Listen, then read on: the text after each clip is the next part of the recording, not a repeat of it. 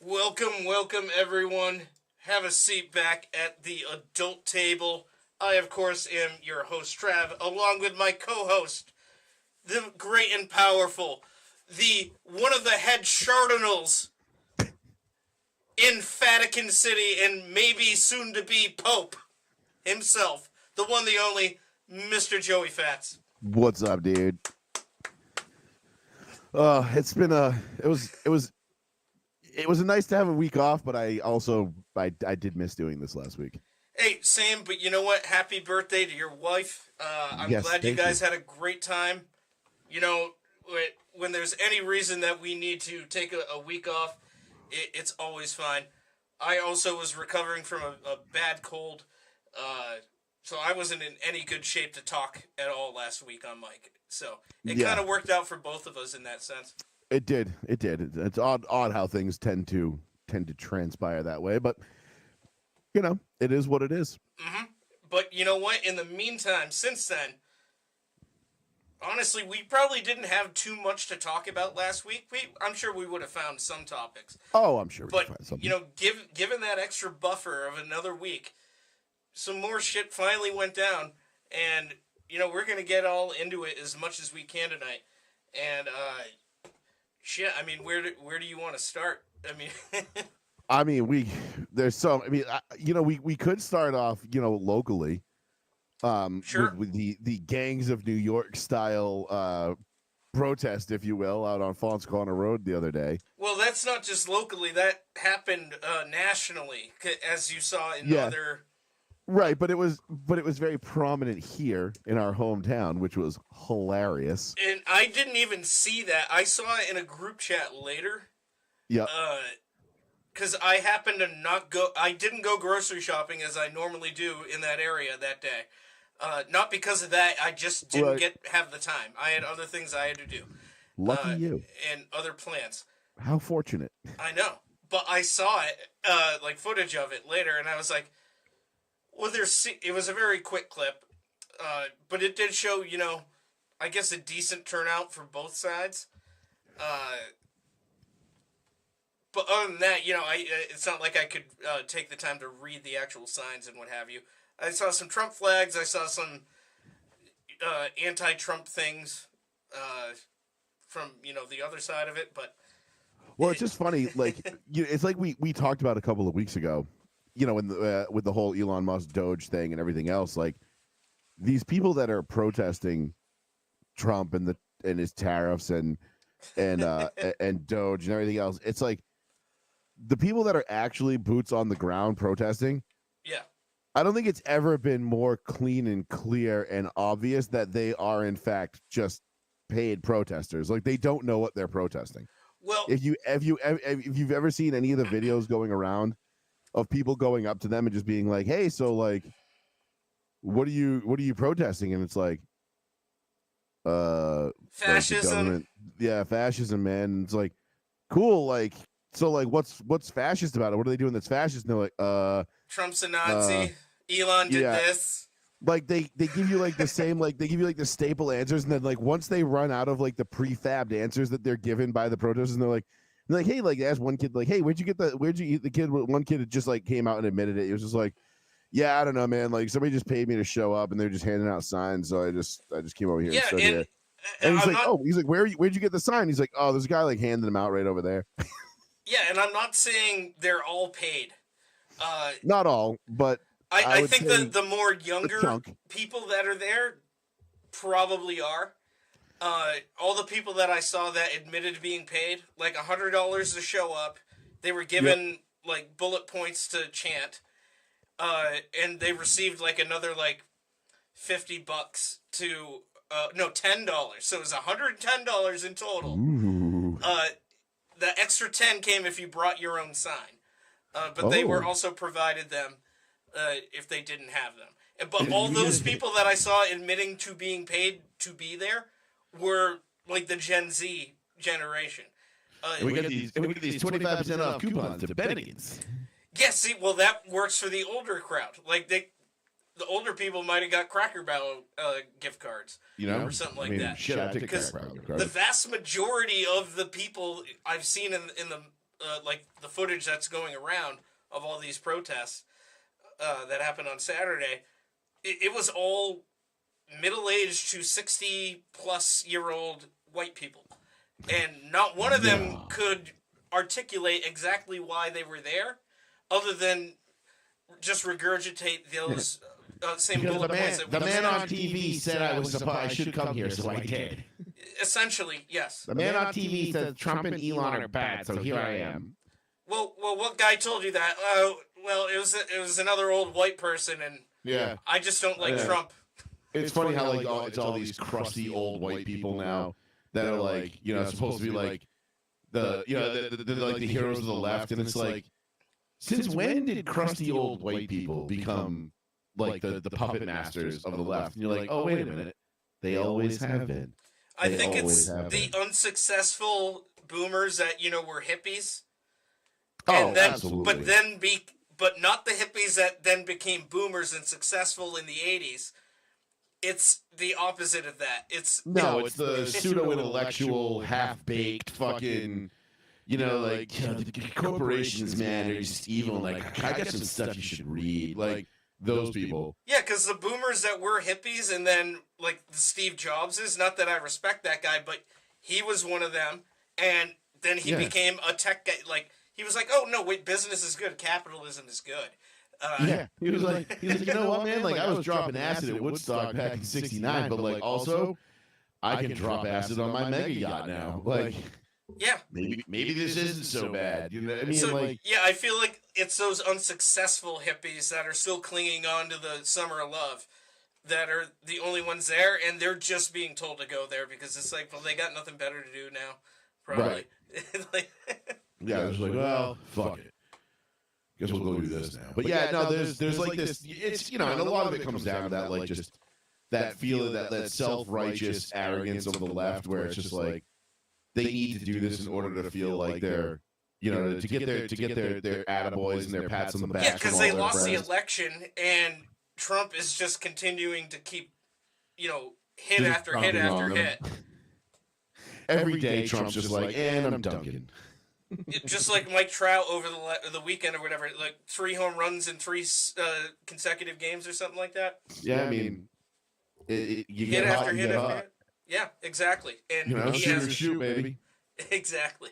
But it's just, it's just mildly amusing to me to watch people be so upset, and they're like, well, fuck this. They're like, it's like they're stealing Medicaid, and they're getting rid of Medicare for seniors. It's like, no, they're not. And they're cutting Social Security. And then you like show them like the irrefutable proof, and they're like, okay, well, they're getting rid of Social Security. It's like, nope. No, they're not. They're getting rid of unnecessary employees that, quite frankly, are incompetent, most likely. And it's like, I don't know, dude. Like, there's always been a level to me that has been very Ron Swanson-esque when it comes to the government. Now I just feel like I have completely, like, I am Ron Swanson now. Like, it's like, oh, we're going to start dismantling the government. Like, well, it's about time. Like, yeah. Can you start with my job? Because like, that's how useless this is. And that's the fun part about that character, too, because he was easily my favorite in Parks and Rec. Oh, 100%. He hates the government, but yet he's a government employee. Yeah. Because he's like, well, everyone that has a government job is useless and they don't do anything, so why shouldn't I get paid to do that even though I hate it? Like, yeah. Right, exactly. Like, it's just like it's like he's so self-loathing and hypocritical to a degree, but it's so funny because he's so honest about it. He has the right idea, for sure. Yeah. Absolutely. Yeah, but, just leave me alone.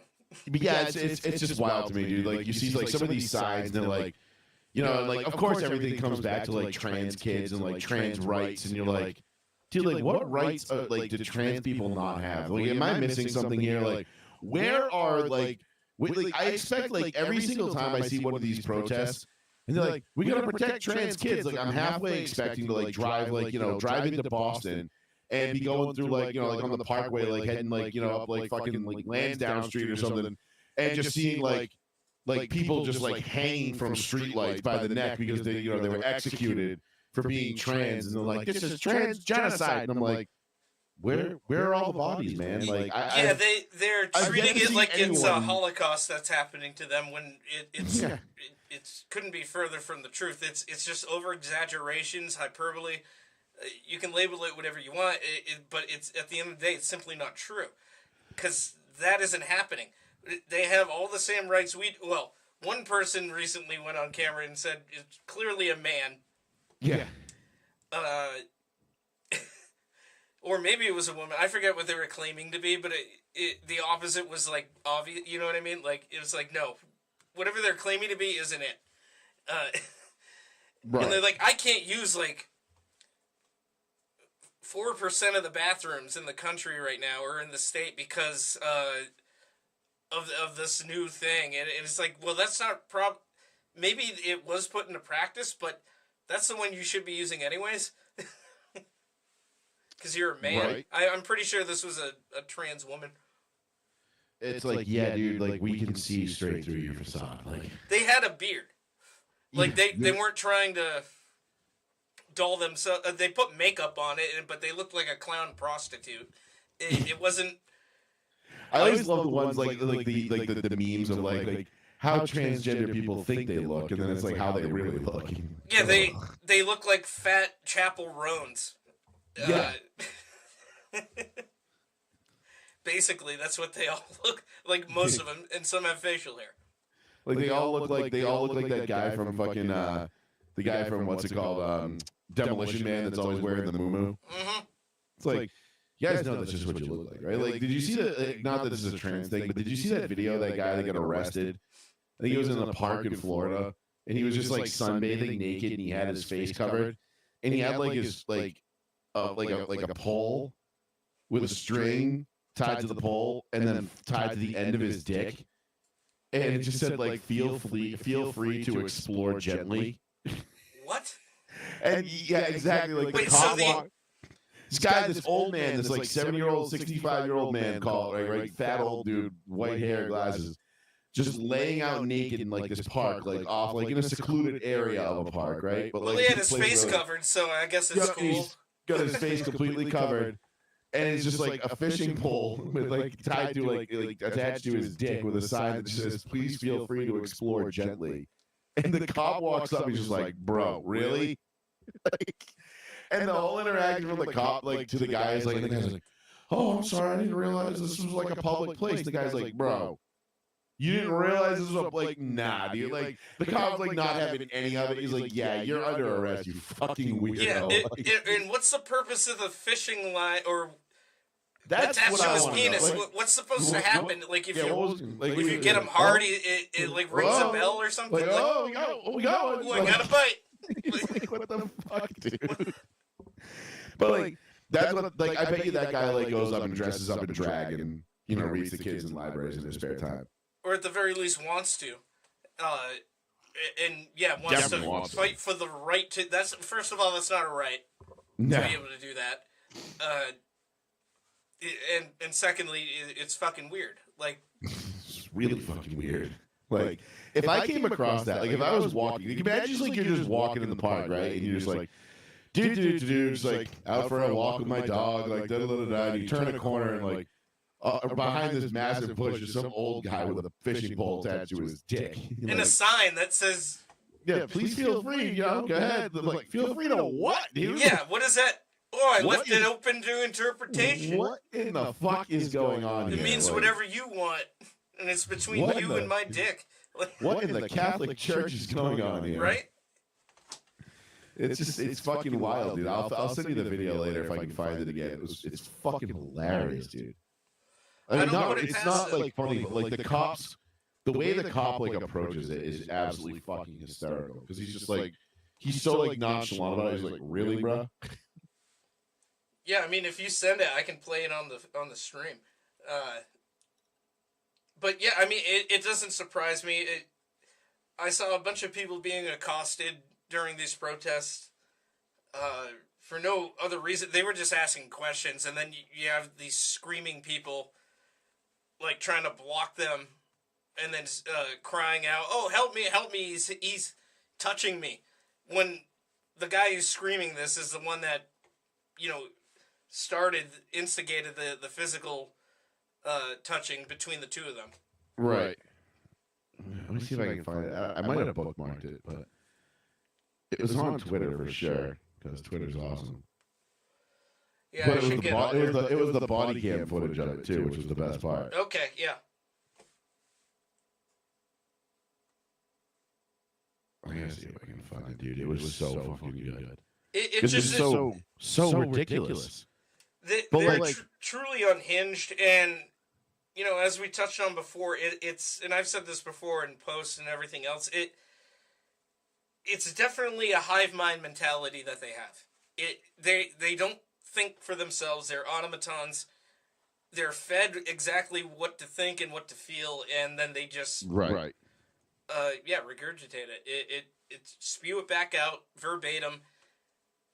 They don't think for themselves. It's so bizarre, especially when they call anybody that voted for Trump a member of a cult. Right. That's always ripe. I'll have to look for it later because I don't want to spend all my. Yeah, that's fine. But it's just it's just these people are just so fucking unhinged and they're absolute lunatics. It's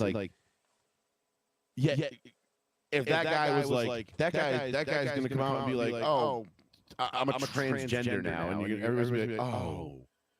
Well, why did you say that? Jeez, that changes everything. Way to bury the lead, man. I mean, by all means, take your fishing pole and go lay naked and wait for children to come around. Of course you can do that. You're right. We're not going to get you the help you need because you're mentally fucking deranged. No. We're going to enable you. You need some money? I think it's just... It's pretty much. We got to a point now where we just coddle mental illness instead of treating it. Oh, absolutely. It's embarrassing. We don't want to embarrass anybody. It's like, no, that guy can be embarrassed. It's fine if he's embarrassed. That's okay. Shaming, they want to shame us for our views, but they are the ones behaving completely unhinged. I mean, we already touched on the Tesla attacks, whether it be personal property or at the dealerships. That's completely mentally deranged.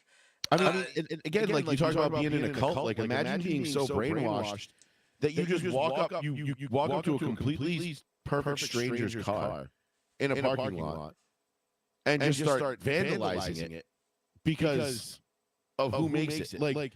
You realize, and I would love to see what the numbers are of people who own Teslas, what side of the aisle they're on. I'm gonna guess it's probably 75-25. They're leftists, right? Most people who drive Teslas are probably liberals. There's obviously going to be, your 25% that are not. But most people are doing it because they want to save the environment and climate change and blah blah whatever bullshit thing that they did, right? And Elon made Tesla. He made electric cars cool. He made them. They were the in thing for the longest time. It was like you had the Prius. And that was it. And everybody was just shitting on it because it was so ugly and stupid. Mm-hmm. And yet it was the number one selling EV in the country, even more so than the ones that didn't look like EVs. Like any hybrid that you had that didn't look like a hybrid, people didn't want it because they wanted to be seen in a hybrid that people knew was a hybrid. Thanks! Yeah, exactly. Good for you. And I think that was actually in the. I think that episode actually was in the commentary. They actually cited a study that said that, or a poll that said 90% of people. The reason why the Accord hybrid didn't sell was because you couldn't tell it was a hybrid unless you read the badge. There was no external features on it that said it was a hybrid. It didn't have a distinct body shape like the Priuses did, where it's people know it's a hybrid when they see it. But Elon made that cool. Elon made having an electric car cool. They were sleek. They were nice looking. They looked like a normal car. And they got power behind them. And all these other bells and whistles. Yeah. Now, personally, would I ever own one? Fuck no. But that's not my. It's just not my cup of tea. But that's fine. I get it. There's an ass for every seat. I have friends that have them, and they love them. They swear by them. I'll never drive anything else. And I'm like, I don't know how you do it. I don't know how you get to work and be like, oh shit, like I gotta stop and get gas, but gas is gonna take me 2 hours. Like I just can't do that. But anyway, that's a whole other thing. But Elon made him cool. But now these people that are claiming that wearing cults, like, you MAGA cult, you maggots, like you guys are cult members. Like they're the ones going up to and like cutting off Teslas in traffic and getting out on the highway and accosting people and like handing out these shitty little letters and stuff, like telling people like, wow, nice hate mobile, bigot. Here's what you can do to reverse the damage you've done. It's like, bro, the car's already bought. Like, I don't know if you know how this works, but like Tesla already got the money for the car. Even if I sell it, they already got the money for the car. Yeah, it doesn't matter. It doesn't matter, you morons. But one of my favorite video clips that I saw last week was at an anti-Elon, protest type thing. It was before this weekend's events. It's just, they're happening all the time now. Mm-hmm. So they were asking, this interviewer was asking this woman who was holding a sign, like, trade in your Tesla, blah, blah, blah, if you own one. And then, so this person asked them, hey, so what happens when they trade or sell their Tesla? So let's say they sell it to, in a private sale. What are you going to tell the person that bought the Tesla off the person that just sold it? And they're like, well, you see, you just shouldn't buy one in the first place. Like, yeah. Oh, okay. So let's put the toothpaste back in the tube is what you're saying. Yeah, we can't do that. Yeah, but, and then the reporter, they rightfully say, but on your sign it says, sell your Tesla. Yeah. But you don't really have a plan after that. You're telling people they should do that, but you're also admitting that it doesn't solve anything, and they just could not admit it. They got so far up their own ass. This fixes absolutely nothing, but we want you to do it because it'll make me feel better about you. And it's like, well, I don't really fucking care what you think. Like that's the other thing too, is I don't think people have come quite to grips with the fact yet that nobody gives a fuck.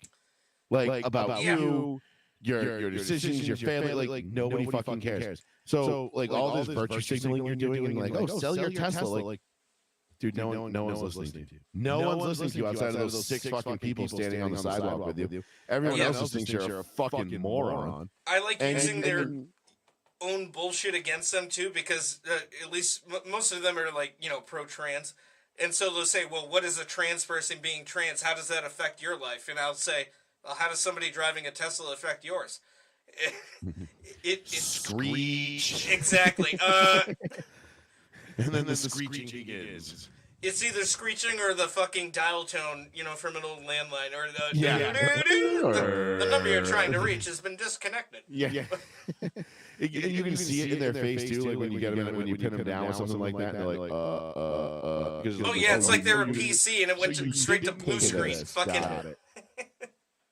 Good job not thinking more than 2 steps ahead, dummy. Mm-hmm. No, because they're incredibly short-sighted. It's embarrassing how short-sighted they are, to be honest. But it's kind of par for the course these days, and that's half the problem that we're seeing now too. Like, we're seeing it with the tariffs and everything else, and all this discussion and shit going on. People like, it's so funny how quickly the fuck the billionaires crowd is suddenly like looking at like pointing to the stock market and being like, no, you can't do that. It's like one day they're like, fuck the billionaires. Trump's like, you're right, fuck the billionaires. We're gonna get some tariffs. It might crash the market for a day or two, but we're gonna level this playing field. Like, no, but what about the billionaires? They'll lose money. Yeah.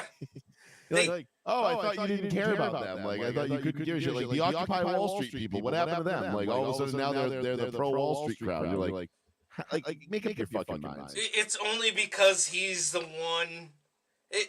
No matter what he stands for, they're against. Right, sight unseen. They don't. But if Chocolate Stalin had done this, I'd have been all for it. Because it's the right thing to do. Hey, this guy's got the right idea. Maybe messaging might be a little different. I might not agree with him on everything, but shit, maybe I was wrong about him. And maybe I was wrong about this guy. And people people have, obviously everybody's freaking out because the market's down like 10% over the last 3 months or something like that.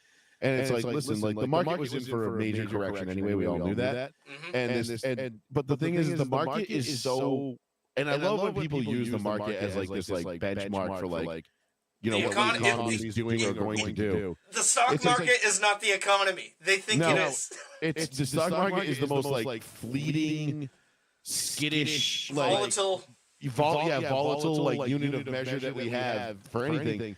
And everybody's like, well, my 401k, like I was talking to one of my buddies at work who's a liberal, and he's like, oh yeah, my 401k, I'm scared to look at my 401k. I'm like, why are you retiring this week? He's like, no, and I'm like, what the fuck do you care? Then shut the fuck up.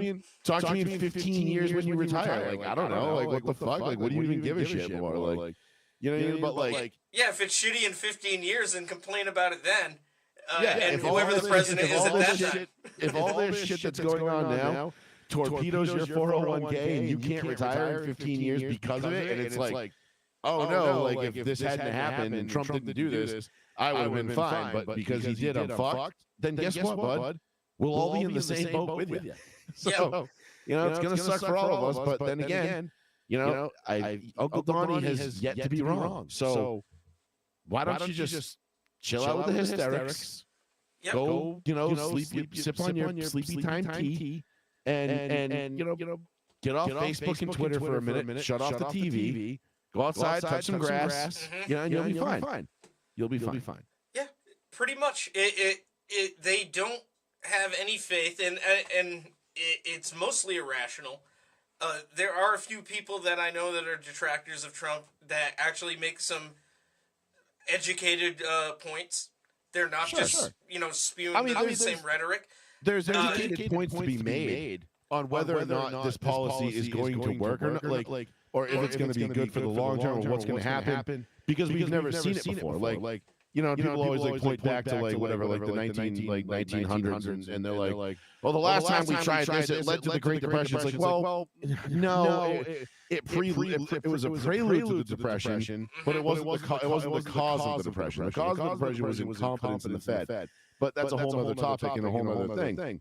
Yes. That being said, we've never seen it done in this economy. But if tariffs are so bad, right? Everybody's like, oh, tariffs are bad. There's taxes. Yes, I agree. Tariffs are taxes. That is exactly what they are. Mm-hmm. Why is every other country allowed to tax the fuck out of us? And we're just like, we just sit here and take it like the French.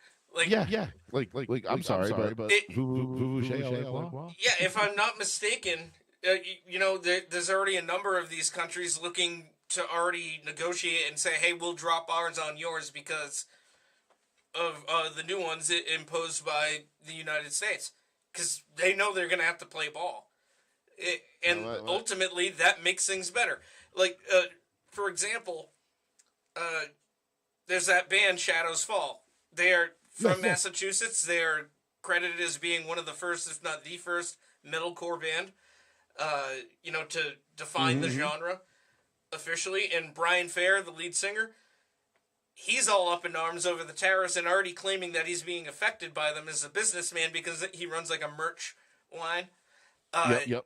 And the tariffs haven't gone into effect yet, so he can't really make the claim that he's been hit by them. And they certainly haven't gone into effect, and even when they do go into effect, it is going to take days, if not months, or months, if not weeks, if not months, for you to actually feel the problem, feel it. But he's also therefore admitting that he is outsourcing all of his merchandise, production overseas.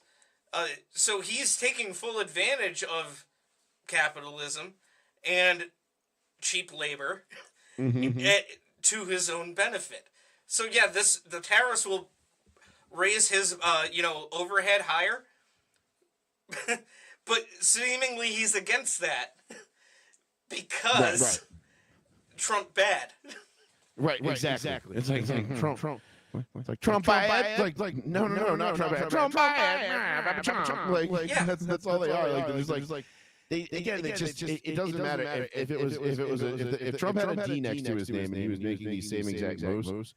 I mean, yeah, you could probably have a pretty healthy amount of people on the right being like, this is terrible. He's fucking awful because that's politics, and like no matter what, no matter what, when it comes to politics, whatever the other guy is doing, you need to frame it as being bad. You can't give him a win because then you're gonna be like, Because then people are going to look at you and be like, oh, why the fuck are we voting for you then? Like, Yeah. never mind. You know, and that's that's not self-preservation. So you have to be able to read through the lines to an extent. And at least as a if you're I know I love all these people that are like, oh, I'm nonpartisan. I'm an independent. Bullshit.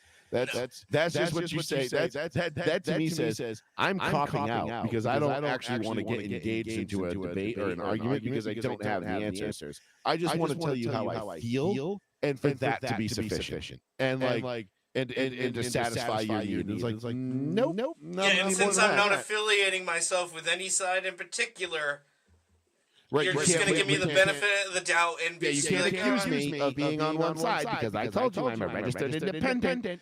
And it's like, oh God, you're such a pussy. Like, everybody leans one way or another. It depends on the whatever causes and issues are you hold but you can tell. But you can always tell. You can always tell like the way the left is thinking, right? Like, and this is how I'm always able to like kind of keep my thumb on the pulse of like what's going on, and like whether something's good or not.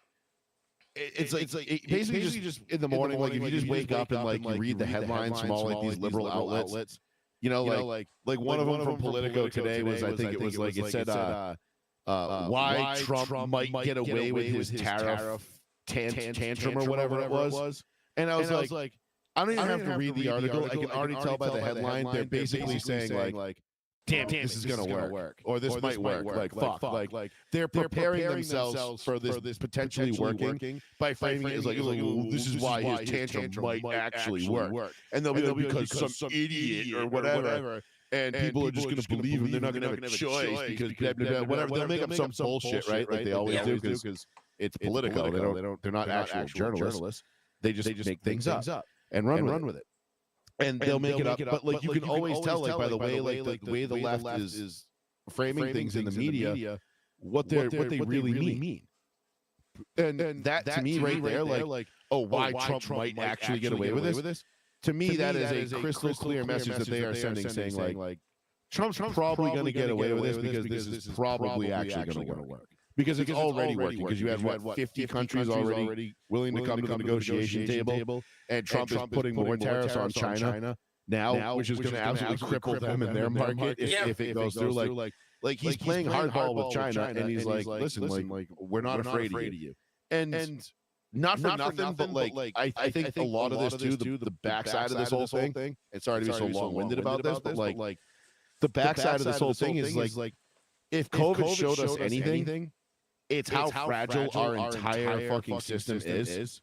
Our supply chain, everything, because as soon as COVID hit, everything like all of a sudden we had chip shortages, we had this shortage, we had that shortage, because we don't make anything in this country. We're completely dependent upon our enemies, quote unquote, to supply us with things that we need to survive every single day. So even if this does cause some short-term pain in the market, and there is a ramp-up period where like we have to bring back these jobs and get these factories built and get manufacturing going again.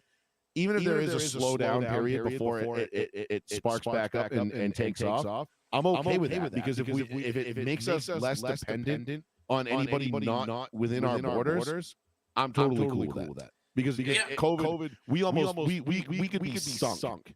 If China decides we're not sending you these microchips or these processors, that you need to put in your machines to do X, Y, and Z that you need to survive, we're fucked, dude. Like completely fucked. So there's a lot more to it, I think, than just the monetary aspect that people aren't really looking at. And again, it just comes back to the whole people not looking at the whole picture of things and the whole scale and the whole scope. They're just looking at one little headline. Oh, some guy lost his job as a park ranger, and he was there for 15 years. Now he's fired because Trump cut the funding. And it's like, oh, okay, people get fired from their jobs every day, man. Like, I don't know what to tell you. But they're always looking for that one person, that one federal employee. That's like that loses their job, that has a sob story that they can throw on with Rachel Maddow and get everybody's feelings all in a bunch. Which is, they had that job. It is what it is. But at the end of the day, it was like, well, we brought this up again, time and time again, multiple times now in the show. the Bobs from Office Space. Tell me, what exactly do you do here? What is it that you do here? Oh, I talk to the engineers. Why can't the engineers just talk to the customer? Because they're not people. What the hell's wrong with you people? What is wrong with you? Like it is. It just comes. But again, it all comes back to that, and that's like the whole Elon Doge thing. You know, but like. It just all ties in, right? Like you have the tariffs that are being put in, and like yeah, I'm sure there's some people right now that's 401ks that are getting ready to retire that are like, you know, like I'm sure there's a bunch of school teachers out there that are like, you know, it's April and they're like, I got 60 days left until I retire or whatever, and the market is going in the wrong direction and their 401k isn't looking too sweet. Sure. Listen, I feel for those people, but also like. This is what happens when you know. People forget like when you deal with the market, you're gambling. Like you're gambling with your money. Yeah, it's a pretty you know decent gamble that you're going to win and get a return. But there's no guarantees. So all these people that are mad about it, that are like, well, the market's going down. Like, yeah, all right, man. Like, guess you can't cash that one out, or maybe it's not. Maybe now's not the time. Maybe you got to ride it out a little bit longer and wait. Like I don't know. Like figure it out. You're an adult, right? Yeah, you've been alive this long and successful.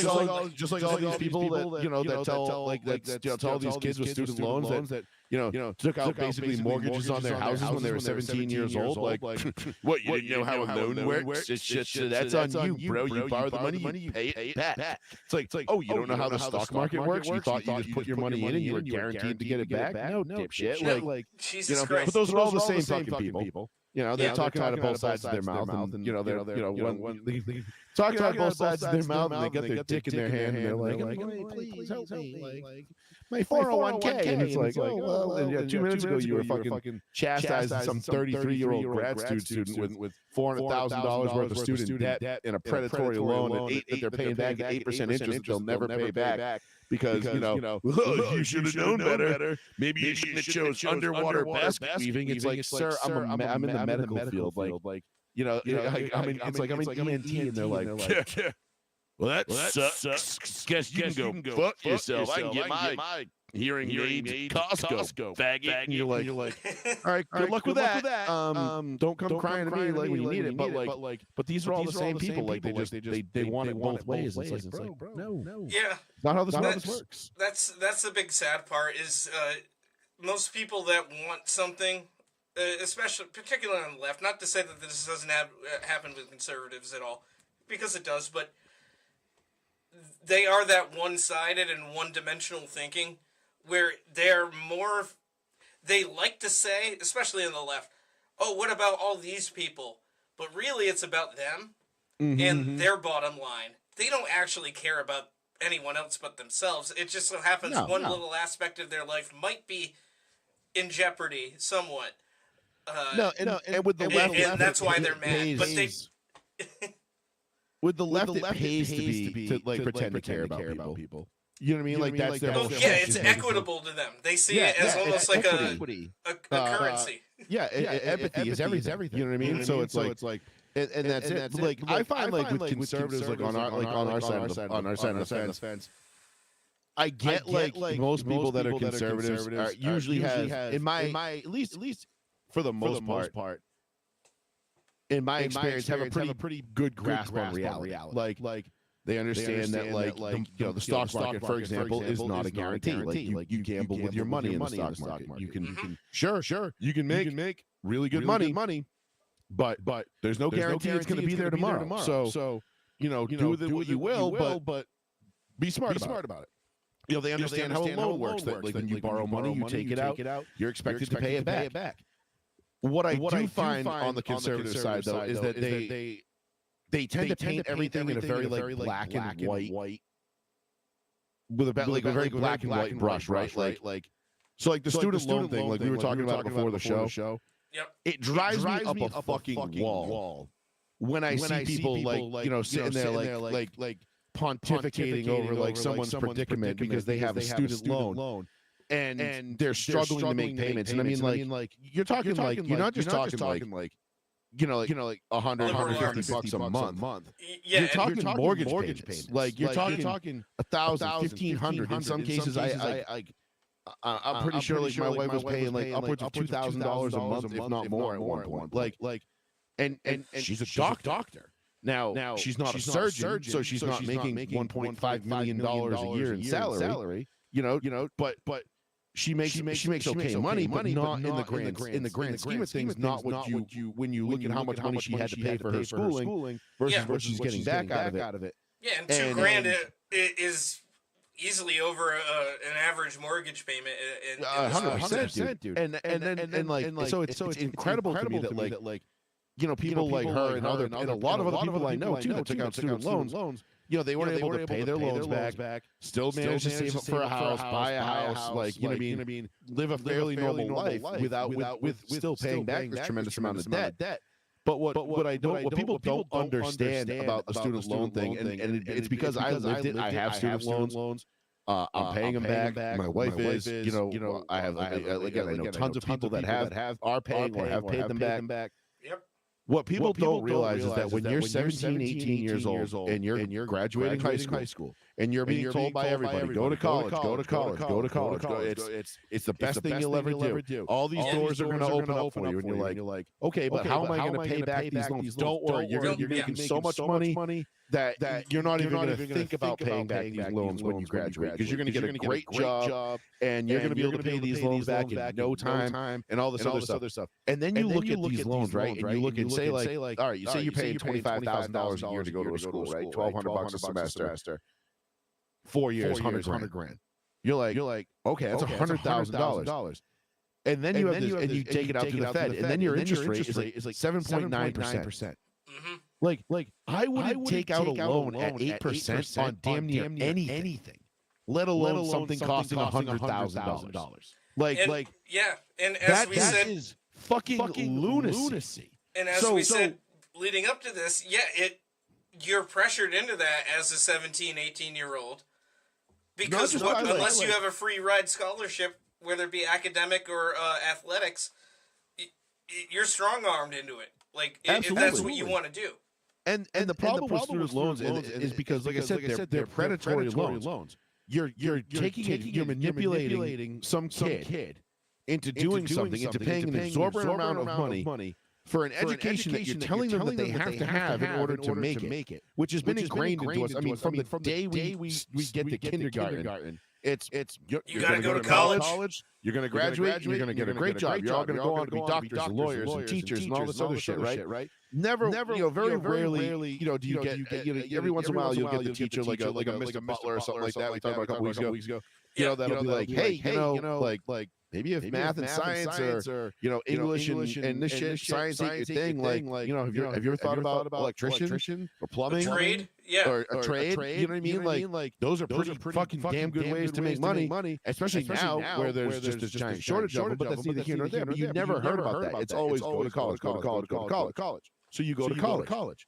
Then you get this education. Then you graduate. And now you get this degree, and you're like, okay, cool. Now what? You're like, oh. Then you realize a bachelor's degree isn't worth nearly as much as it was 15, 20 years ago. And everybody has one. The pool is so watered down that all these people that went to like these mid-level schools, like Bridgewater, for example, like Bridgewater's not cheap. Like I think Bridgewater's up to like 25, 30 grand a year as a state school. I'm like, I forget how much it was, but like it's not exactly cheap. And I want to actually look it up now, but my point is, you get these degrees and you go for business. I went for communications. Like what am I communicating? I went because I wanted to be in radio. Yeah. Broadcasting. And that's what I wanted to do. I wanted to be in broadcasting and radio. And then I got into it and I realized you got to work like overnight for like 7 years, making like $23,000 a year, and having another part-time job on the side before anybody will even give you a look to get your own like midday show or morning drive show. And even then, half the time you're just going to be replaced by some ex-athlete. In my case, like I want to be in sports radio. You're just going to be replaced by some ex-athlete or jock that has name recognition. Anyway, so it doesn't matter how good you are. you're never going to make it. So like all of a sudden, like you get through it, but now you're committed. Now you're 2.5 years into your degree. You're like, well, if I quit now, it's all for naught. I might as well finish it out and get the degree, and maybe it'll help me down the road. Yeah. And it's like. So you get basically left in this no-win situation, and then you have the Fed funding the state school that you're going to, right? They're getting a shit ton of federal funding, and then you're taking out, as a student, you're taking out money, you're borrowing. Oh, shit. Lost you, Joe.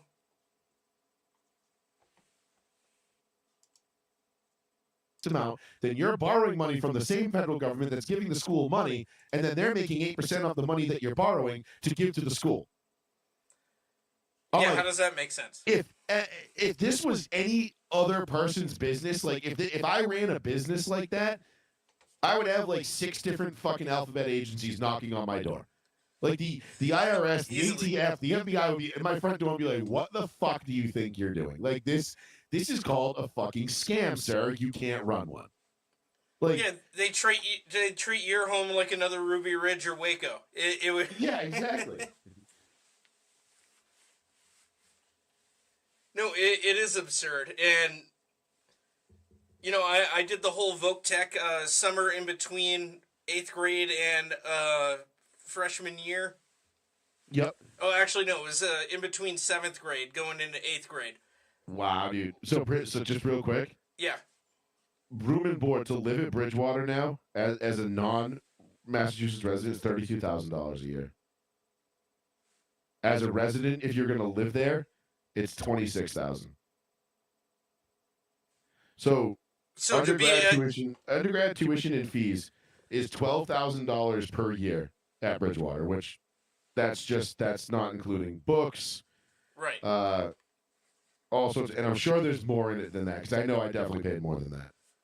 But that's insane. Like that's for like a very mid-level state school.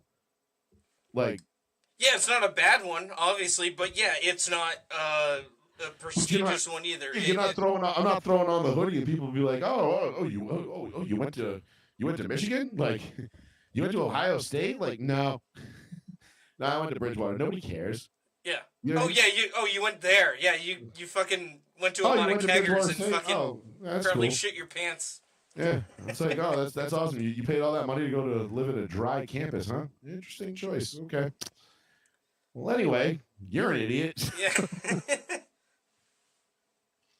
But these loans, like, it's all and back to my original point is like, with the way that conservatives paint everything kind of like black and white, it gets really obnoxious at times because people don't and like, especially how people that don't understand like how specific loans work. Like, there are certain programs and things that like the SAVE Act, that was an Obama thing, that like if you work in public service for 10 years, at the end when you hit 10 years, you can apply for loan forgiveness.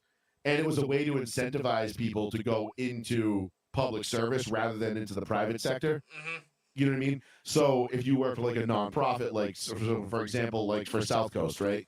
If you go, or if you work for the state of Massachusetts, and doing a job like in the medical field, and you go work for the state rather than going and working for a private practice, you can get that federal loan forgiven because you're going there. It's a way that they try to direct people into areas that need the people. So it's we can't give you more money to go there, but what we can do is, we can incentivize it. We can take this $100,000 in federal loans that you have and make it disappear after 10 years, which is ultimately like a $10,000 a year bonus at the end of 10 years if you make it that far. Yes. That's but if you make it that far. Yeah, and I mean, like, listen, you got to bet on yourself a little bit, and you got to stay, and like, you might have to pass up some opportunities where you could make more money, but you have to weigh like is it worth it? Like, is it worth my $200,000 student loan going away? Yeah. For me to go make $5-6 extra grand a year, $7,000 a year, like in the grand scheme, I'm like halfway long through. Term, I'm 5 years into this deal basically right now. Does it weigh out in the long run probably not. It Right. would be better to tough it out. But that's the thing. Like that's one thing that like I've noticed about like conservatives lately is it's a very like, and again, if there's one thing I hate, it's self pity, and it's people who just feel bad for themselves and like just sit there and wallow in their own self pity. And I'm not looking for anybody's like sorrow or support or anything like that. No, but I do get aggravated when people who don't understand like the situation that's going on, and you get these conservatives like, oh, you're a fucking idiot. You took out the loan.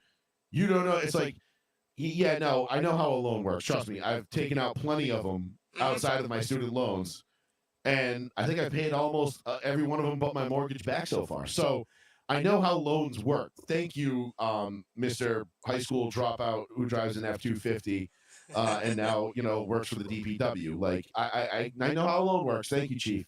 Appreciate your input.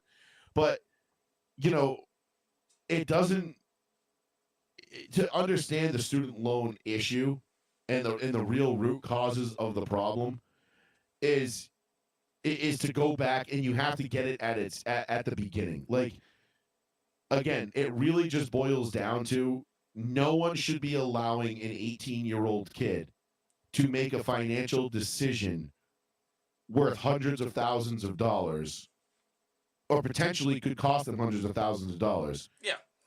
When they don't even know. Like 2 minutes ago, 2 days ago, they were so worried about their track meet or their lacrosse game or what they were gonna or like how quick they were gonna get home to play Call of Duty, and now you're basically putting a gun to their head and being like, do you want this $100,000 loan or no? Like, well, how am I gonna pay it back? That'll be on you. Yeah, better and that work whole, hard.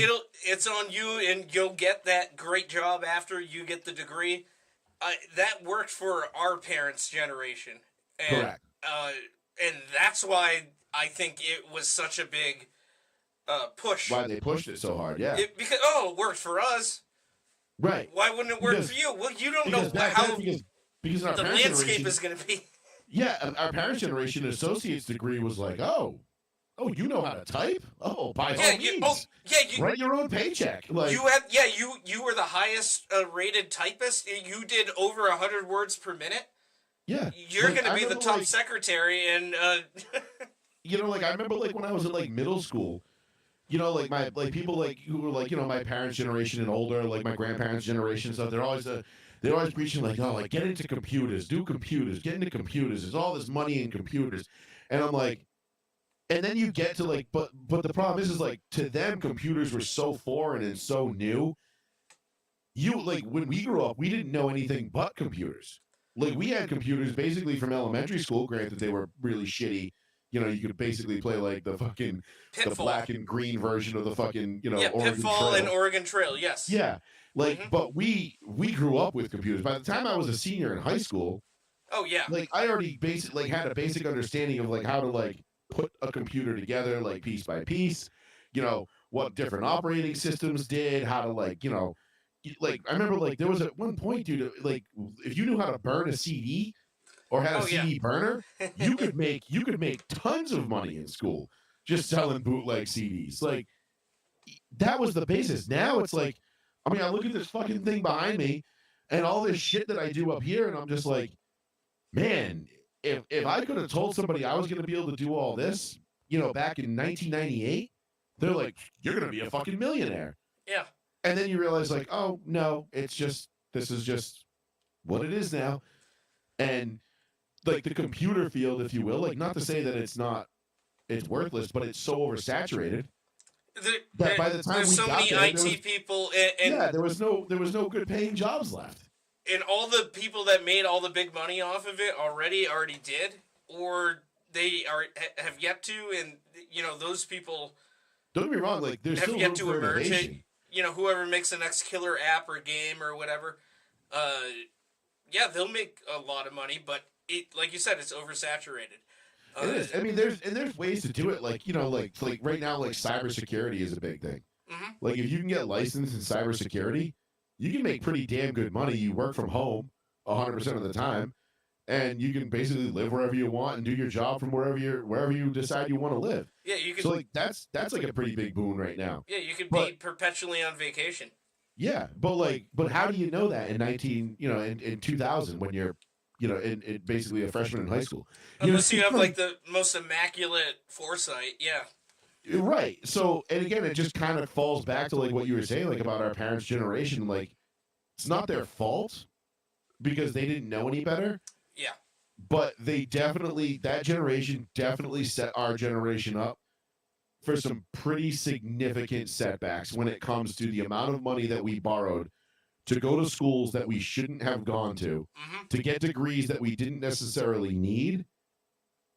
Or didn't necessarily benefit us, but we needed to have in order to be competitive in the workplace. You know, like, and the other thing that kills me too is like I hate that like this attitude that people have where like they think everybody that has student debt, like, they went to school and got like a degree in like gender queer ideology studies. It's like, no, dude, like that's like, yes, that's funny. Like there's always like you see those things on like TikTok and Twitter and shit where it's like a panel, like, they go around the class and they're like, oh, what's your thing? They're like, well, I majored in West African cinema and I minored in LGBTQT studies. How are there degrees in these things? That's like and first of all, like, but none of these people, like, and if they did pay for these degrees, okay, you got it coming. Like, whatever debt you have, that's completely useless. Like, that is so fucking useless. Like, good luck with the job, man. Like, it's so specific. Like, it's not even really about that. It's about that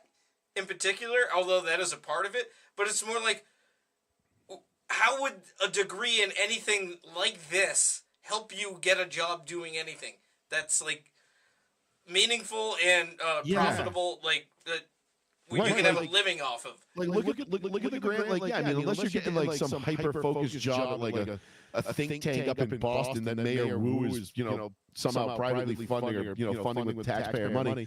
Like you're not getting a goddamn job. Like that's nuts. But these are the people that will go into work and they'll go into work at like universities and all this other stuff and like continue to like push their nonsense. So like.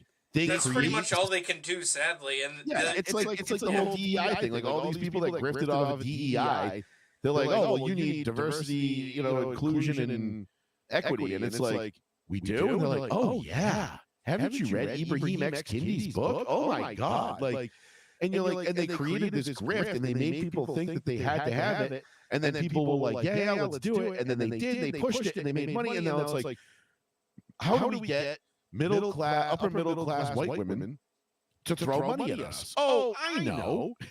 Let's call it diversity, equity, and inclusion. It's three words, just like the racist shit ever. It's that too, but yeah, it's three simple words, just like live, laugh, love.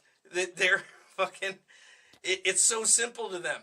Well, that's because the left is all just bumper sticker politics, right? Like, yeah.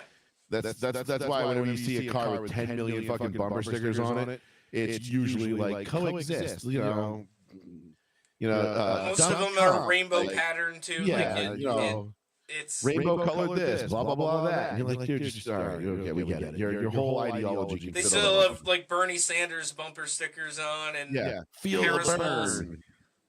Feel the burn. Yeah, no, please. That's obnoxious that he's on tour with AOC. Grifters, dude. Jesus Christ. He's still out there grifting with AOC right now. Oh, I know. It's pathetic. But my solution to the student loan issue is if you go to a school that is federally funded in any capacity, the federal loans that you take out, the Fed should not be making money off of loans that they're loaning out to students to go get education.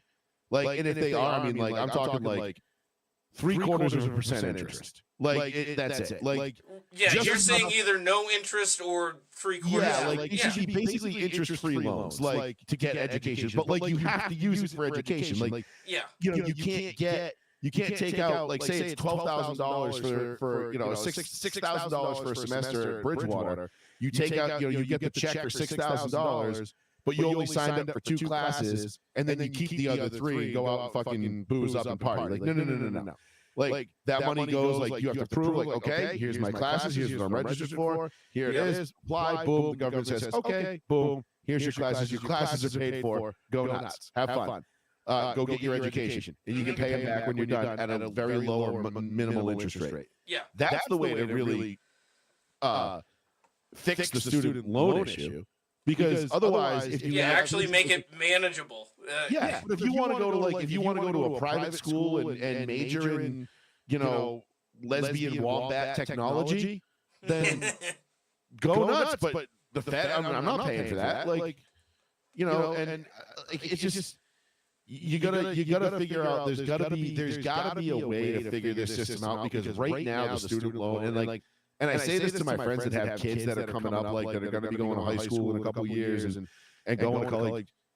Don't let them fucking do it, man. It's just not worth it. There's really no reason to spend $40, $50, $60, $70, $100,000 on a degree unless you are going to a top school where you're basically paying for the connections you're going to make from that school.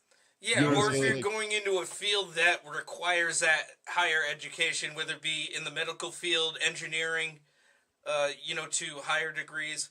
But you think about it, even if you go to just say you want to go to Florida Gulf Coast University, I think it's like $35,000 a year to go there.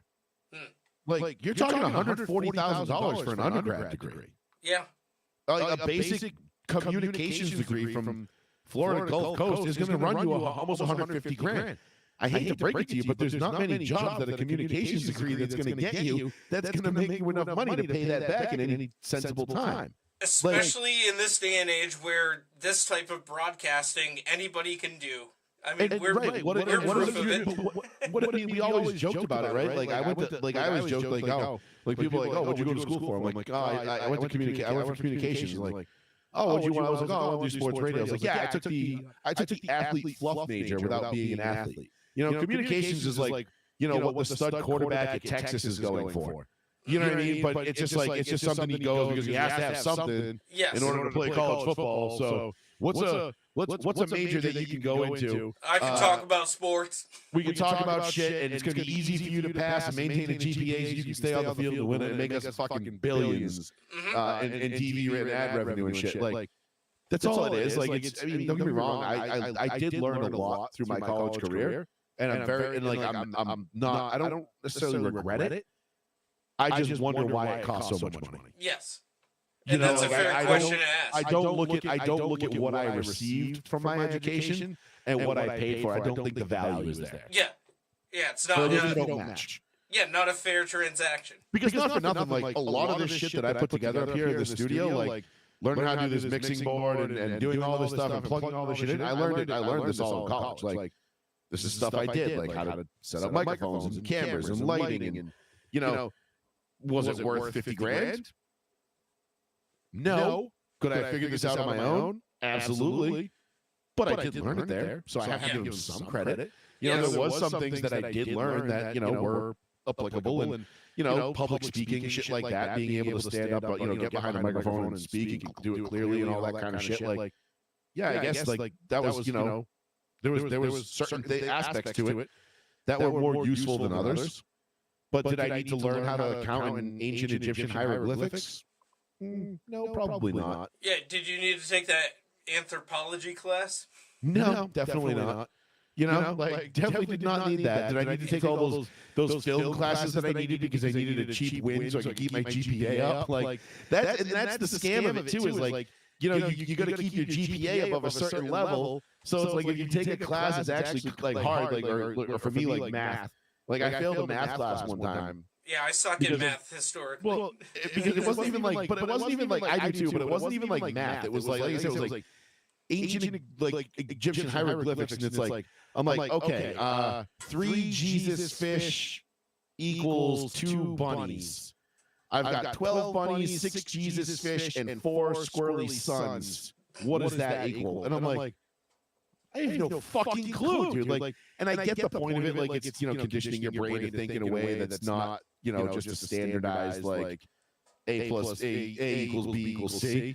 You know, Yeah. it's like different ways to get around it. You're programming your brain to be able to think in different ways. And I Yeah, understand here's all that. characters you're not familiar with. Yeah, go figure it out. You know, and use some creative thinking and, you know, critical thinking. Mhm. But like, I failed a math class one time because I was going on a cruise. I bombed the final. I didn't study for it. I didn't give a fuck. I'm like, I'm going on vacation. I'm fucking out of here. So the next semester, I had to fucking take like some bullshit film course in order to like bring my GPA back up so I could stay in school. Yep. You know, I'm like, fuck. So now instead of taking a course that I was like, you know, I needed to go towards graduation, now I'm just taking another course that's becoming redundant because I've already satisfied this credit, and I don't need another one. But also I'm like, but I know I can get an A in that because, well, that's a layup. So let me just bite the bullet, and that's how, and that's the game, right? And that's how they scam you. Mhm. Is you gotta hit Because this they know number. you're not going to go to all those classes anyways either. No. And even the ones that I did go to, and like some of the shit I did learn, I mean, there was some like good, you know, I had some really good professors and stuff like that I did learn a lot from. But like I look at like my senior seminar class, and I'm like, I wrote a 38-page paper on Lincoln's second inaugural address. I couldn't tell you one fucking line from that address because I was analyzing the address, not learning it. You know what I'm saying? Like I was just analyzing it to satisfy a paper and satisfy an assignment. So yeah, I you didn't absorb it. anything. You didn't actually give a shit about you. I was just doing it because You had this is to. what we're supposed to do. And I'm like, okay, cool. Like, I mean, you need me to cite something in MLA? Got you covered, bro. Because I can do that in my sleep now. But it was so stupid. Like I failed senior sem the first time because it was so stupid. I didn't understand it. I was like, no, it's got to be more than this. I'm like, there's got to be more to it. And then when I got to it the second time after I dropped out of it the first time because I wasn't picking up what they were putting down. And I got to it the second time and my teacher was like, no, this is all it is. Nothing more, nothing less. I'm like, that's dumb. And she's like, that's your opinion. But that's what it is. And I'm like, what? I'm like, we're paying money for this shit? I'm like, that is what this is. That's all that this is. Yeah, I'm like, that's the last thing. This is the last class I need to graduate. You flip the table over. You fucking kidding me? Seriously, like, throw chairs. Right? You fucking this is bitch. bullshit.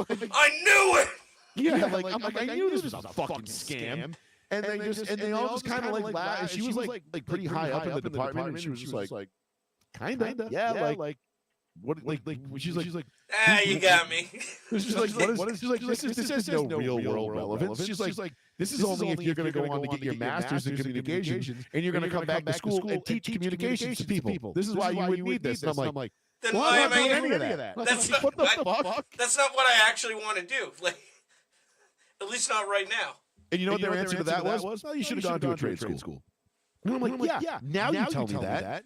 After you got my fucking $48,000, you fucking bitch.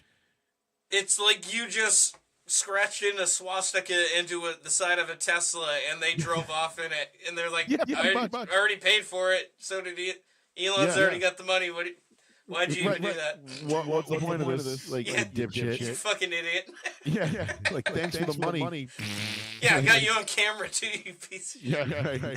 Good. I was hoping to get this thing painted anyway. Right? Yeah, I'm getting it redone in the only acceptable way this thing should look, like the Warthog from Halo 1. Yeah, exactly. With the turret in the back of the bed too, like right on top of the fucking. And you see those two hooks on the front? Yeah. What do those look like? Tusks. And what kind of animal has tusks? An elephant? No, a warthog. Fucking A. Little red versus blue. For those yeah, man, that takes me back. I know. That's like season one. Jesus Christ, that was already like, what, like over 20 years ago. 2007. Yeah, coming up on it. At least, at least 18, 19. Yeah. Well, it's like somebody posted a like a redone version of the Juggernaut cartoon. Oh. You remember that one? The one the guys that they voiced over it, and they're like, "Oh, it's the Juggernaut, bitch, and I'm ready to fuck." Like, oh man, yeah, that's you. Did you ever see that? Was that Djibouti that did that? No, I'll send it to you right now. This one I have favorited because somebody posted a fucking like updated like 4K version of it. Oh shit! And it was just it's absolutely I watch it probably once a day. Well, yeah, I can probably play it on stream, no problem. I don't know if you'll see it, but you should be able to hear it. This shit was peak 2006, 2007.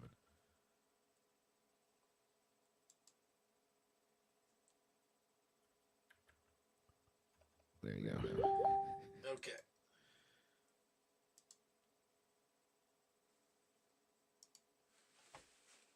Like this shit is goated on so many levels. Hey, it's the Juggernaut, bitch! In the late 2000s. Yeah, I was gonna beat the shit out you. Oh, Get yeah. off me, bitch. Who the fuck are you? What the fuck is wrong with you? I'm the Juggernaut, bitch! Shit, a motherfucker. I'm gonna whoop your ass. Silly bitch, your weapons cannot harm me. You know who the fuck I am? I'm the Juggernaut! Hey. Oh, Yes, motherfucker, I thought I forgot. Your mama dresses your ass. You Charles, shut the fuck up, Charles. Beat your ass. Too fast. You better run, Charles. Get that shit out of my face, bitch. Don't you know the fuck I am? Oh, she's fucking with my helmet. I got this shit in 4th grade. Oh, no. I got this shit in 4th grade. My face. Pimp smack your ass, bitch. Oh, the pimp smack. My hooker now. Now it's time for me to take my pride. Dude, this is one of the greatest like voiceover things ever. You ready? You ready? You ready, bitch? You ready, bitch? Jesus Christ, it's 9 Shut the minutes fuck up, Charles. No! Charles, you got in my head. I'm the Juggernaut, bitch. It only gets funnier. You're not wrong. Charles! It's so good.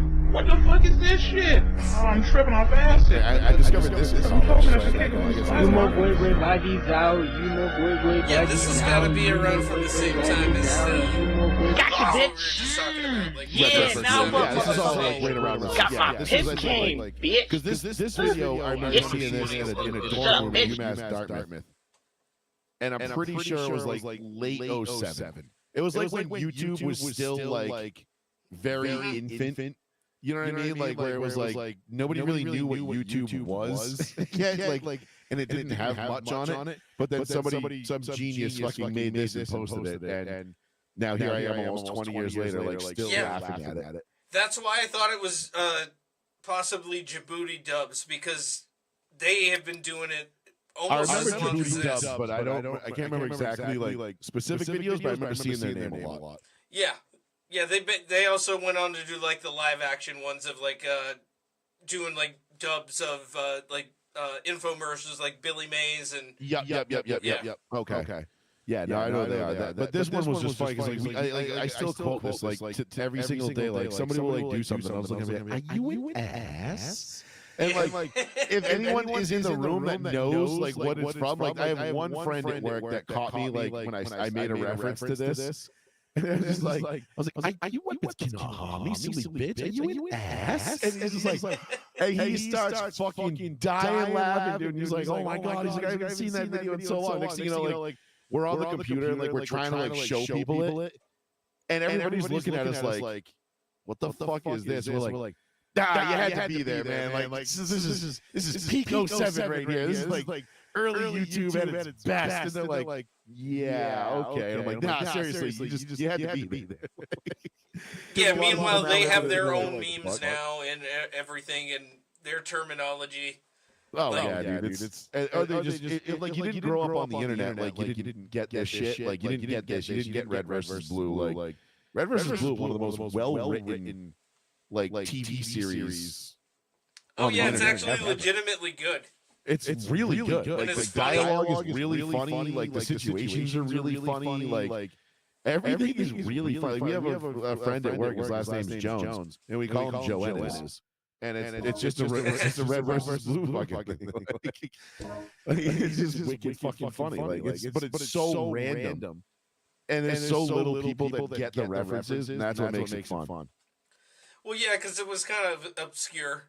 You know, much like this stuff was. But if you knew, you knew. Right. It's like when when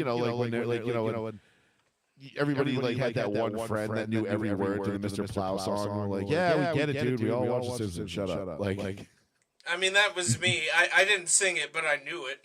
Well, yeah, of course, everybody knew it. It was Mr. Plow was like I still think the funniest one of my favorite Simpsons moments ever was when Homer's going to plow the mountain up the mountain, and he's just like, "Don't worry, Marge, this truck's as sturdy as a billy goat," and it flashes like a goat, and all of a sudden the goat just slips, and the legs start going fast, "Oh no!" They're trying to catch himself. It's like boom, boom, boom, all the way down the mountain. Yeah, it gets Homer and Marge just watching it go like this. I don't know why that part made me laugh as hard as it did, maybe because it was the little legs going fast, but that was my favorite part of the Mr. Plow episode. I love that, and it's Homer saying, "Don't worry." Yeah, it's just as sturdy as that animal, and that animal immediately eats shit. Just eats shit. The way Homer falls down the cliffs in the gorge. Yes. When he goes to jump the gorge. Yeah, and then the ambulance takes him out. Drops him. Well, it's the ambulance, and immediately just as soon as it leaves with him in the back, smacks into a tree 2 feet in front of it. He rolls out the back, and then yeah. That predated the Peter Griffin yeah. That was it was that same shtick. It's tried and true tactic. It works. Yeah, the Family Guy one did make me laugh so hard the first 3 times I saw it because of how long it went on and how stupid it was. Because it's just him going, because he just fell down randomly and banged his knee during the Charlie Buck. Yeah, to the Kentucky Pat Brewery. Brewery. That one was funny as shit. And then as they went on, they did that shtick too. When he goes to throw the frog out the window and misses, and he's trying to pick it up in the box by not touching it, and it's goes on for way too fucking long. Yeah, you can't help but laugh because it's wicked fucking funny.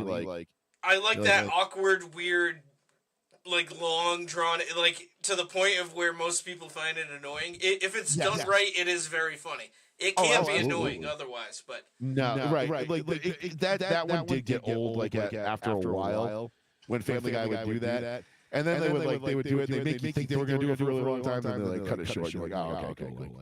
They're just edging us with a. Yeah, they're just not. They're getting on to the funny joke that used to be funny, but now isn't so funny anymore. But we're gonna. We could have. You know, it was like the Surfing Bird episode. Yes. That episode ruined that song for so many people. And for me, it just made me love it even more because I always loved that song anyway because Full Metal Jacket. But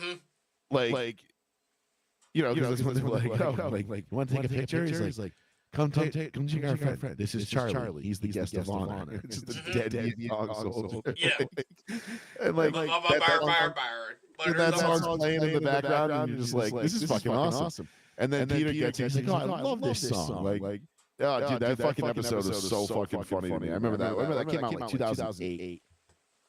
And I remember we were watching. I remember watching it brand new, and just thinking it was the funniest fucking episode, dude. And then my brothers were so sick of the Surfing Bird song after that.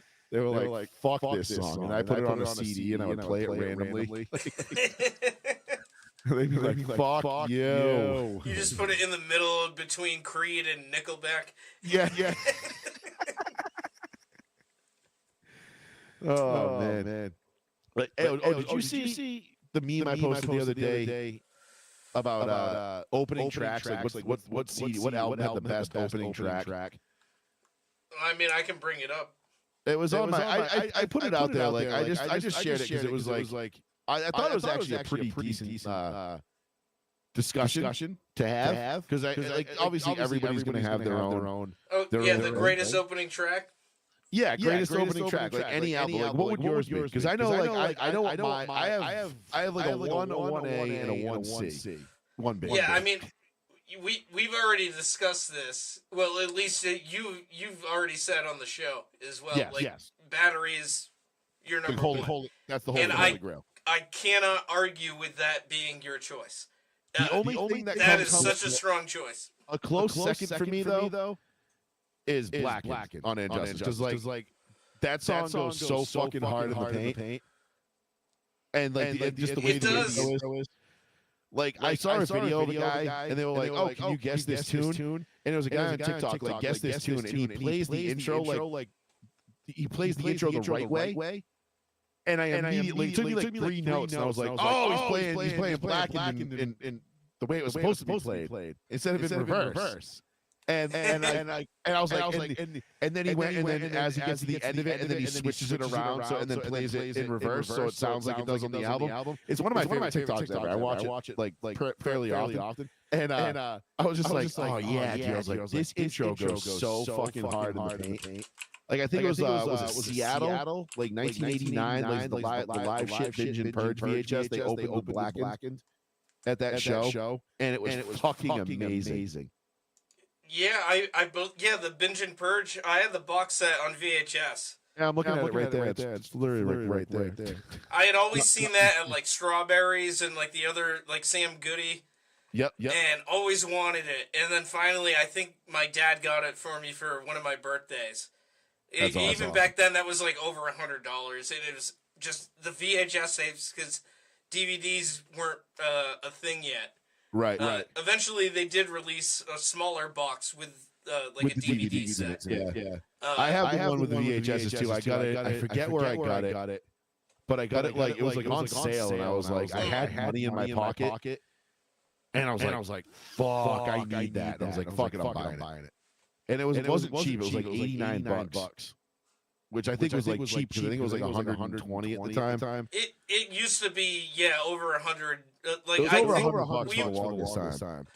We might have got it on sale as well, but I remember getting it, and then I used the stencil that came with it of the Mohawk emblem guy that they had for a little bit. I put it on the grip tape on the center of my skateboard. Which I then like destroyed. right.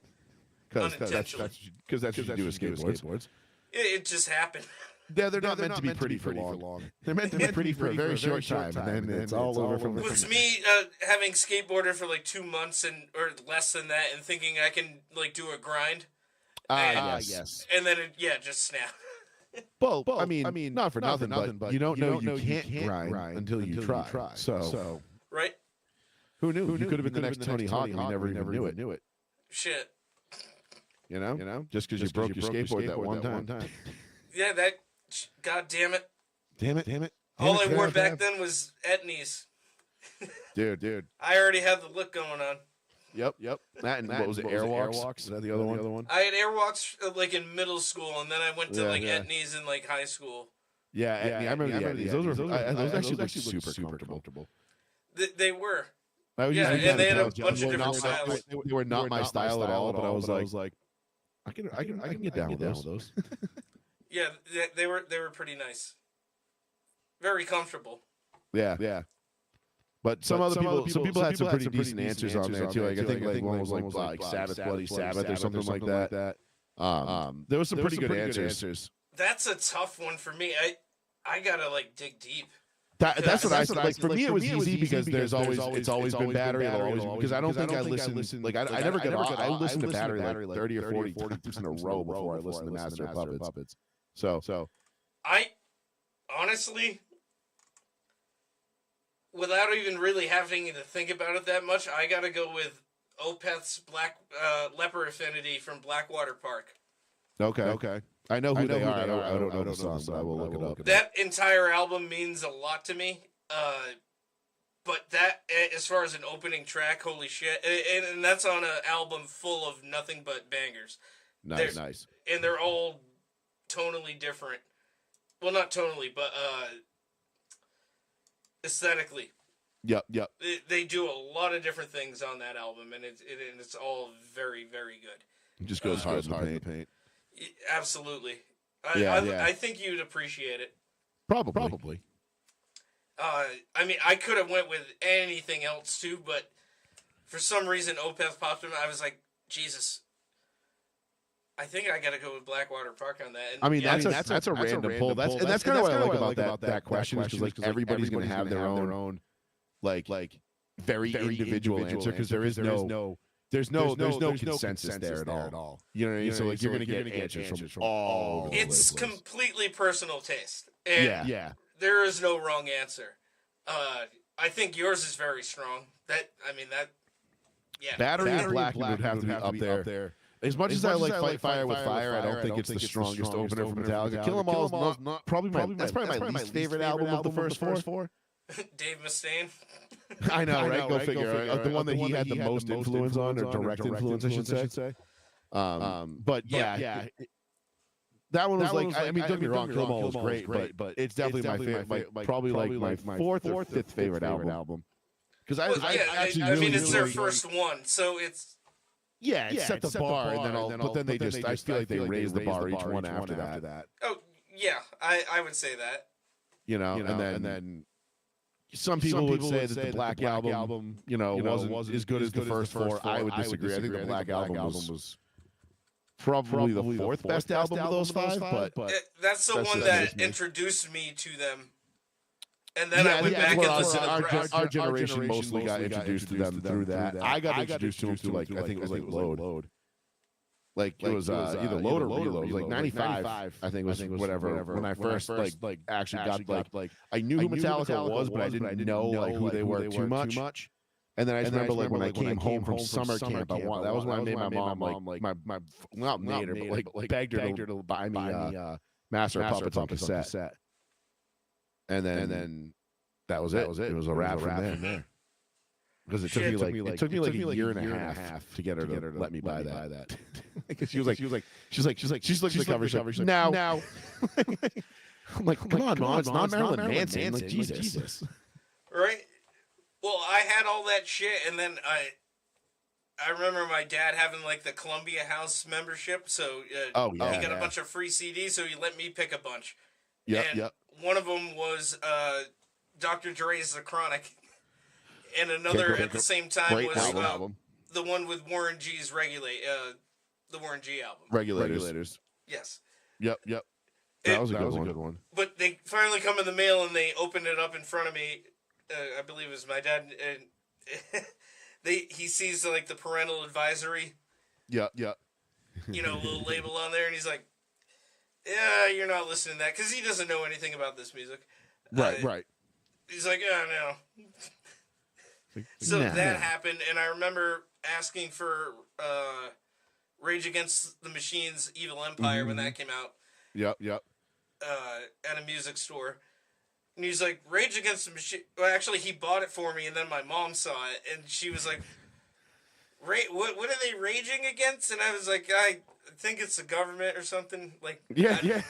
I don't know. I just... Bulls on Parade's a banger. Like, come on. Like, I just really want to listen to this. That's exactly what it was. Like, I didn't give a shit what we were talking about. My mom was like, even like so like in 8th grade when like S&M came out. My mom was like so anti me getting the S&M CD.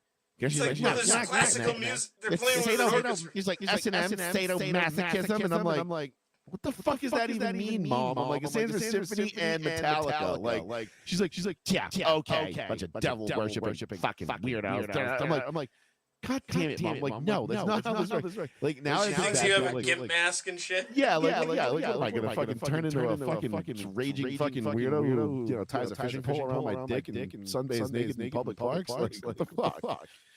No, you're not a liberal. Yeah, no, exactly. Had that going for me. But I remember like S&M was such a fucking great album too. Like that one was just that was like I thought that was like the coolest fucking thing ever. That one's great because of them having an orchestra with them. Yeah. It was their just music so does lend itself to it. It really does. And like I think that's probably still my favorite rendition of From the Bell Tolls is off that original S&M. That's fair. Just because there's like one way that like Kirk plays like or James plays one of the little riffs at the end, like when the first in the first breakdown, like in the middle of the song, when they do that like that part, and then like right at the end of one of those, they hit like a couple extra little notes that aren't on any of like the tabs or any of the books or anything. And then the way the orchestra hits at the same time, like it just makes it sound so perfect. I was like, oh shit. Yeah, no, it all works. As a matter of fact, I might throw on some headphones. I might forego racing tonight. Just go downstairs, throw darts, and throw on some headphones. Fucking rage out to that CD right now. It's probably not a bad idea. No, I know. Maybe I'll wait till the weekend. I've given up alcohol during the week, so I'm abstaining from boozing.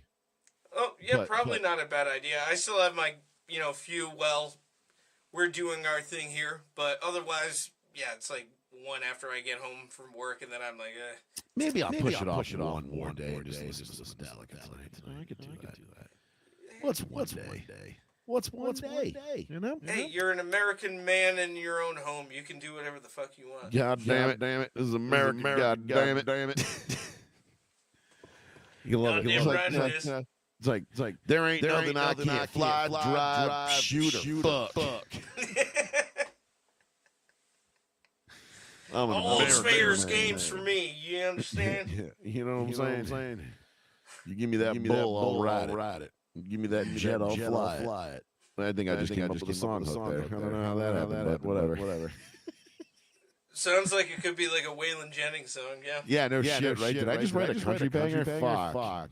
See, it doesn't take any talent after all. At least part of it, you at least got to sound convincing. Yeah, well, I can do that like Dodge Ram, Chevy voice pretty good, you know, like the. I try to do like the Sam Elliott, the Sam Elliott, banquet beer. We understand here in America, we like our guns. Oh, that's good. Guns comes bullets, and with bullets comes responsibility. That's why we want you to be responsible. You're drinking silver bullet. You get yourself a nice Coors Light, and you go to the gun range and you blast away with your homies.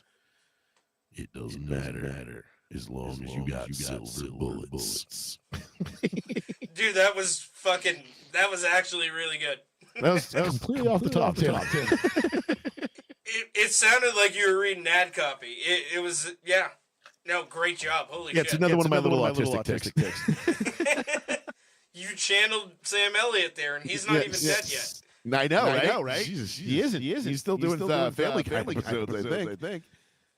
He may be. I'm sure he's doing whatever he can with minimal, actually having to physically be there. Yeah, right. Yeah, I mean, I would. I can't blame him. That's one thing I would love to be a voice actor. That'd be like my favorite thing ever. Like, there is nothing I love more than watching like the behind the scenes of like cartoons and watching how they just do shit. Like, especially when you watch like some like the South Park shit, and you're like, wait. You're like Matt and Trey really are doing all these voices. Like, how? Like, how do they do it? Well, they do use a fair amount of voice modulation. Well, now they do. Yes, now. Now it's like they don't even. I think even if one of them died tomorrow, they would still be fine. Like, they could still make the show. But it's still them doing the majority of the voices, along with the rest of the crew that they have. Yeah. Like Bill Hader's big in it now. Yeah, he's been with them for a while. Yeah, there's a couple other people that you would recognize that like, oh yeah, but they're just also it's such a supremely talented thing to be able to do, because you got to sell it, right? Like, you can't just you can't break character. You have to be able to do it and do it kind of like a long period. Like, it's not like you're Mila Kunis as Meg, and you're just doing your voice. Like, it's just a lame version of herself is what Meg is. Yeah, right. Which I mean, don't get me wrong, it works and it's super funny. But it's like if I ever met Mila Kunis in real life and she started talking, my first instinct would be like, shut up, Meg. You know what I mean? Like, it's like, dude, you just told Mila Kunis to shut up. I'm like, I can't help it. I'm sorry. Like, it's that's Jackie. Yeah, Jackie, damn it. Like, did that show some fucking respect. Did that weirdo pedophile guy touch you too? Because that was really. Oh yeah, Danny Masterson. Yeah. Not to be confused with his brother, who is Francis on Malcolm in the Middle. He did nothing wrong. Apparently, he's completely fine. Like, that's fucking hilarious. I didn't know that. Oh yeah, you can totally see the Rosette. They look very similar. I mean, they're very close in age. I don't think they're twins, but I think they're at least like a couple years between each other age-wise. It's interesting. Very interesting. But yeah, I would love to do voice. That'd be fun. But then again, I don't have any talents. I don't have any voices. I can channel my Sam Elliott pretty goddamn good right there. Yeah. But I'm sure there's fucking 450 billion people that can do that voice. That one's easy to do. Like, if you have a deep voice, it's easy.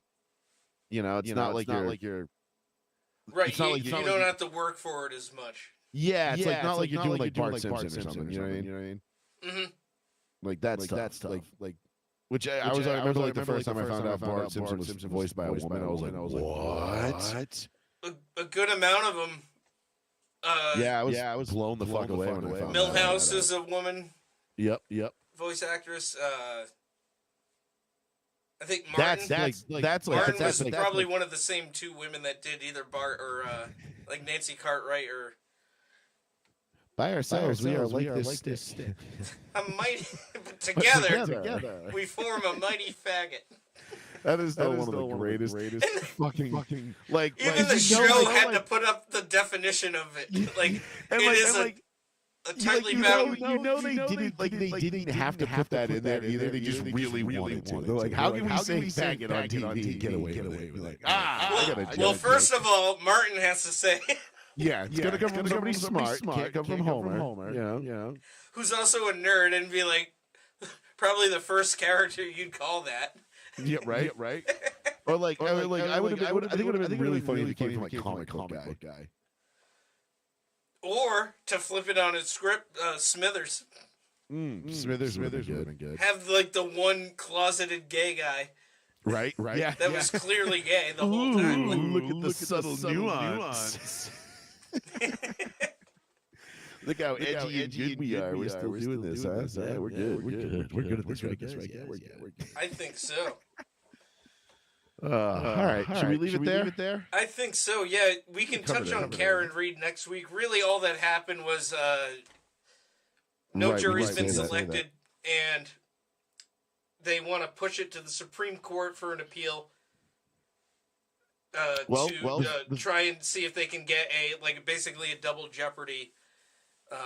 We did get a win out of the Supreme Court a couple hours ago where they ruled that Judge Boasberg there has no leg to stand on in telling Trump what he can and can't do with deporting illegals. So there's also great. Another dub, but another one, and yeah, because none of these judges have that authority. It's no, they're just trying to pretend that they do. Yeah, for so they can get reelected, all that shit. That's how all those politicians work. It's about getting reelected. How are we going to get money into my district? Therefore, I can get reelected. I know. Do the bidding of the people that pull the purse strings. Got it. Yeah, well, especially when it comes to congressmen, senators. Not as much because that's 6 years instead of 4, but congressmen, absolutely, that's what it is. It's about how much can I bring in, therefore I can generate votes. And it doesn't matter how they achieve that, really. Nope. Sure doesn't. Just win, baby. Exactly. But yes, we can save all that and the Karen Reed updates, as well as everything else, until next week, folks. Indeed. Well, Trev, thank you, man. Been fun. Always a pleasure, Joey. Everyone, thank you for watching. We'll talk to you next Monday. Talk to you next Monday, brother.